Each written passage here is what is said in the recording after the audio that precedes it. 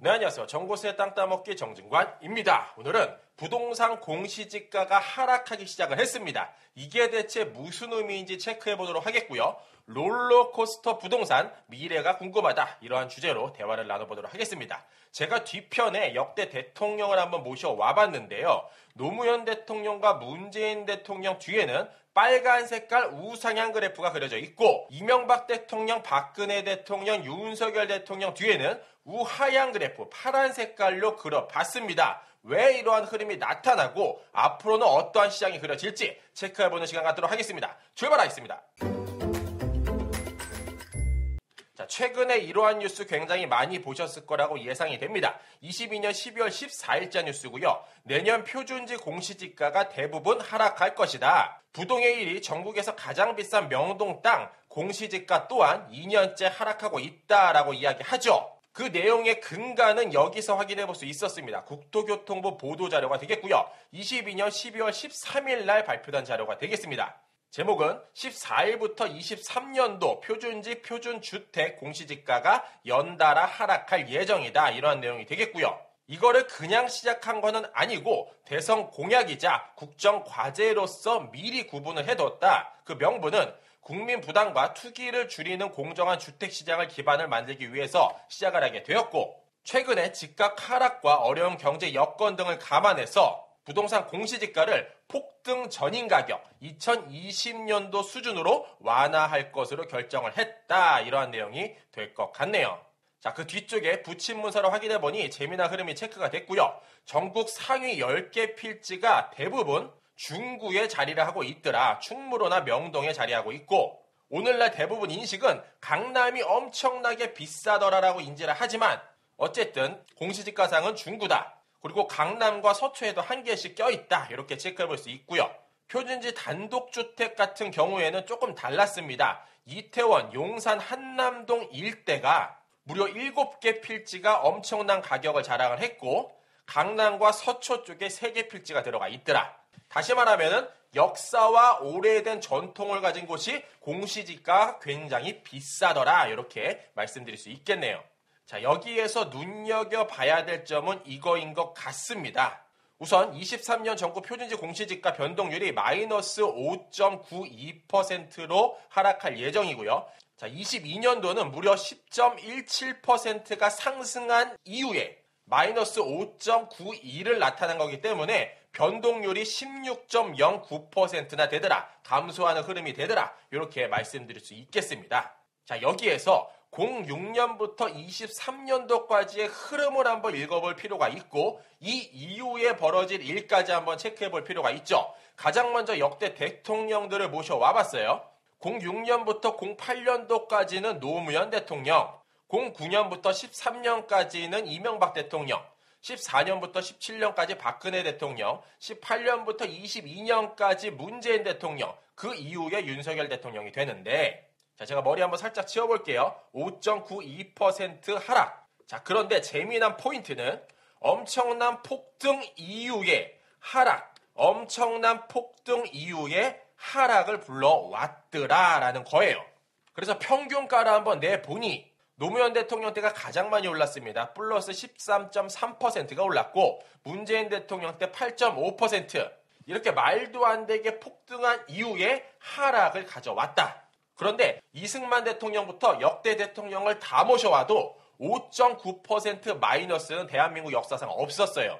따라서 앞으로 윤 정권의 부동산 정책과 흐름을 한번 체크해보면은 이명박 대통령 때보다 조금 더 살벌할 수밖에 없을 것 같다. 이렇게 충분히 맥이 짚혀지는 부분이고요. 제가 대통령들의 평균을 한번 내보니까 7% 정도, 20년 동안 7% 정도 평균적으로 올랐는데 올해는 무려 마이너스 5.9%다. 자, 여기에서 어떤 거랑 연관을 지을 수 있냐? 바로 신도시 사업이 될 것 같아요. 2기 신도시, 3기 신도시 언제 만들어졌나 하면 노무현 대통령 때 2기 신도시 발표했고요. 문재인 대통령 때 3기 신도시 발표를 했다. 그 흐름과 맥이 똑같이 짚힌다. 평행이론이 그려지고 있더라. 말씀드릴 수 있겠습니다. 자, 이를 그래프로 보면 이래요. 전두환 대통령부터 문재인 대통령까지 쭉 가지고 와봤고요. 제가 이렇게 글자로 한번 표기를 해봤습니다. 폼 같은 경우에는 그렇게 폭등하지 않았던 시기, 당 같은 경우가 많이 올랐던 시기로 제가 구분을 해봤고요. 흐름은 퐁당, 퐁퐁당, 퐁퐁당 이런 식으로 그려져요.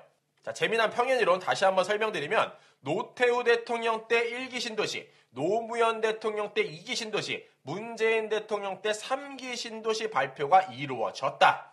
그 이후에는 퐁퐁, 그렇게 많이 오르지 않는 흐름이 그려질 거로 예상이 되고 신도시 발표 이후에 한 번 그 이후에 바로 다가오는 퐁 같은 경우에는 신도시가 막 만들어지기 시작을 할 때예요. 그래서 인프라나 여러 가지가 갖춰져 있지 않기 때문에 여전히 낮은 집값을 자랑할 수밖에 없을 것 같고요. 사실 부동산으로 자산 증식시키는 가장 쉬운 방법은 쌀 때 사서 비쌀 때 파는 거죠. 자, 흐름으로 보면 앞으로 10년 주기로 봤을 때 윤 정권 내에 5년 동안은 찬바람이 불 수밖에 없는 흐름으로 가더라. 과거에 30년 동안 흐름 데이터를 보니까 그렇게 흘러갔더라. 이렇게 말씀드릴 수 있겠습니다. 또 하나 재밌는 거는 엄청난 규제가 들어가면 부동산 가격이 올라가고 완화 정책을 펴기 시작을 하면 부동산 가격이 다운이 되는데 그 흐름 또한 이번 윤석열 정권에 명확히 그려지더라. 완화 정책으로 흘러가더라. 이렇게 말씀드릴 수 있겠습니다. 자, 정보수가 예전에도 요자를 한번 보여드렸어요. 주택가격에 대한 금리의 시간 가변적인 영향 연구라는 제목이 되죠. 여기에서 10가지 시그널이 모두 다 시장에 풀리면 저점이다라고 인식될 수 있다라고 언급을 했어요. 이 영상 지금 스탑하고 한 번쯤 읽어보시기를 권면드리고요. 그 이후에 뉴스에서 이러한 기사들이 많이 쏟아지면은 저점임에 틀림이 없다. 자, 예를 들면 이래요. 3기 신도시가 텅텅 빈다. LH 토지가 미분양 뜨기 시작을 했다. 토지거래 허가구역이 전면 해제가 되고 공급이 과잉이라서 시장에 너무나도 매물이 많이 풀려있더라. 이러한 뉴스가 나오면은 저점이다. 그때는 살 때다. 이렇게 거꾸로 생각해 볼 수 있겠죠. 따라서 그래도 사야만 한다면은 어디가 현명한 곳일까? 자, 22년 12월 2일 날 국토교통부에서 어쩌면 이야기를 했는지도 모르겠어요. 제목은 이렇습니다. 미래모빌리티 환승도 한 곳에서 편리하게 UAM 자율차 PM 연계 미래환승센터 시범사업 공모라고 보도자료가 떴죠. 약 1년 전쯤에 정고수가 요거 한 편 만들었었습니다. 제3차 환승센터 및 복합환승센터 계획인데 앞으로 대한민국 부동산판은 전부 다 바뀔 거라고 제가 말씀을 드렸어요. GTX 및 거점 도시를 군데군데 만들고 그곳 일대에 빠르게 이동을 한 이후에 거기서부터 그 다음 섹터까지 이동하는 전략으로 흘러가더라. 따라서 서울 경기권 같은 경우에는 이 수도권 환승센터 및 복합 환승센터 32개소가 앞으로 굉장히 핫플레이스가 될 수밖에 없다. 지하에는 GTX 다니고 그 바로 위쪽에는 지하철 다니고 그 위에는 자율차 다니고 그 하늘에는 UAM 꽂히고 개개인은 조그만 PM 타고 다니고 이렇게 흘러갈 수밖에 없더라. 꼭 구입을 해야만 한다면은 이쪽 일대를 주목해야만 한다. 이렇게 말씀드릴 수 있겠습니다. 사실 아까 퐁당을 보셨듯이 어쨌든 가격이 때가 되면 올라갈 수밖에 없을 거라 예상이 되지만 대한민국이 아직까지 한 번도 겪어보지 못한 가장 큰 변수가 있어요. 그게 뭐냐면 인구의 감소가 되죠.